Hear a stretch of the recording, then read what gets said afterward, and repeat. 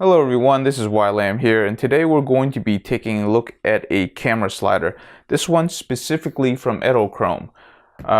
Just a quick disclaimer, we actually already did this unboxing, but unfortunately the footage for that was completely gone, so we're reshooting it. So just take it with a grain of salt that this isn't actually a true unboxing, but we only just did this like a few hours ago, so it's still fresh in our minds. We're just going to do it again, reshoot it, and the information is going to be a little bit more concise and a little bit better. So I think you're better off for it. So this specific one is from Edelkrone. It is the Slider Plus Large. So this is the larger of the two. This one is for DSLR cameras. So this is not for the heavy cameras like the RED cameras or the cinematography cameras.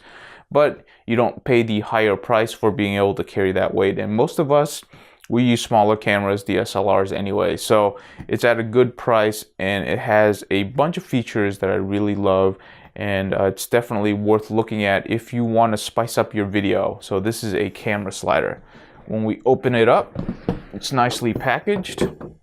What we see is a pamphlet, and they tell you if you want to know how to use this slider, you can go over to their website and watch their videos, which is great because nobody actually reads manuals anyway. So people actually will go watch a video and it saves on paper. So like the idea.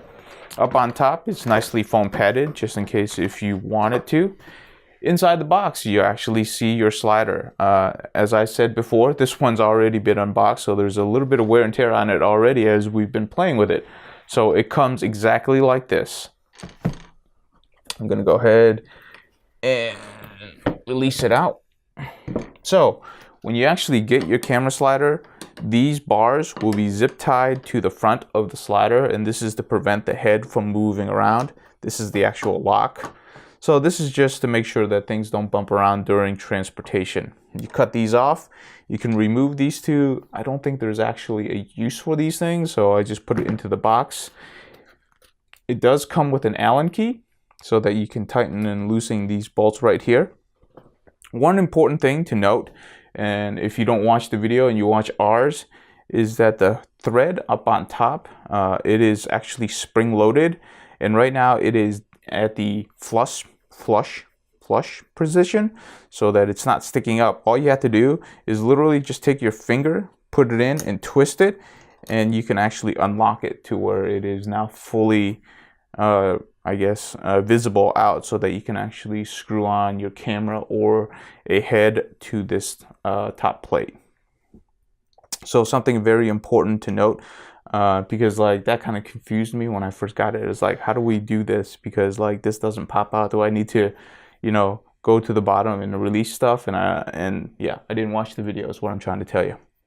Down at the bottom is also another 1/4 inch thread. So this is to put onto your tripod.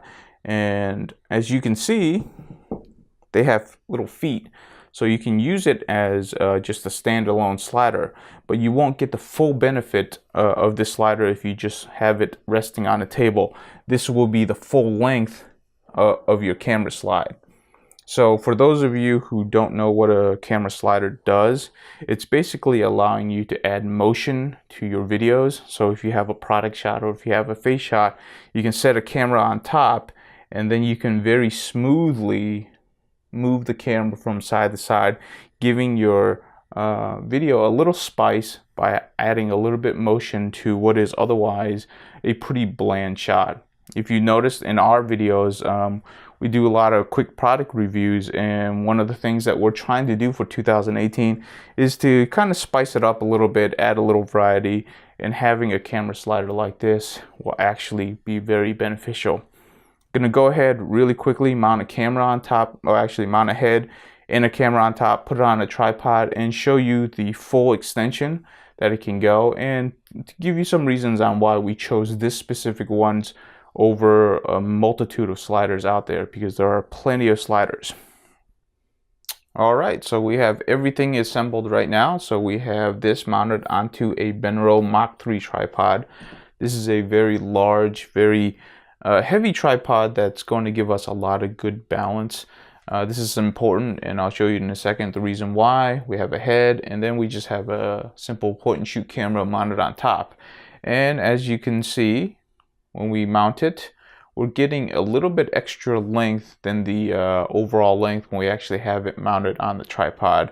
And the simple reason for that, I'm sure you've already seen, is because the head, or the I guess where the mount is to the tripod, is actually moving along with the head. So we're getting a little bit extra travel, but at a very convenient small slider. So we start right here, and the camera can slide almost like, I don't know, maybe a foot past the actual length of the slider, which is great, you know, because when you're traveling or when you're trying to move this around, you want as portable system as you can possibly get. There's also a locking button here so that you can lock it in place, and this is good for like moving in between shoots or just, you know, small adjustments. I don't think I would recommend like lengthy travels with this locked on and then having your camera on top. That's just me. I mean, everybody's a little bit different, but it's definitely very smooth and very nice. The reason I point out that you want a nice hefty tripod is because you are really far away from the base. If you were to have a heavy camera, like a 7-pound camera, which is what this slider can support, you know, that's a lot of weight out here from the middle of your tripod, which is, you know, where your center of gravity is. So you definitely want a tripod that's got a little weight to it, and the legs are actually nice and spread out so that when you're all the way out here, you're still going to be very stable, and there's not going to be any chance of it tipping over in case of a, you know, a small knock or anything like that. But definitely very useful. This is one of the things that we've been looking forward to getting.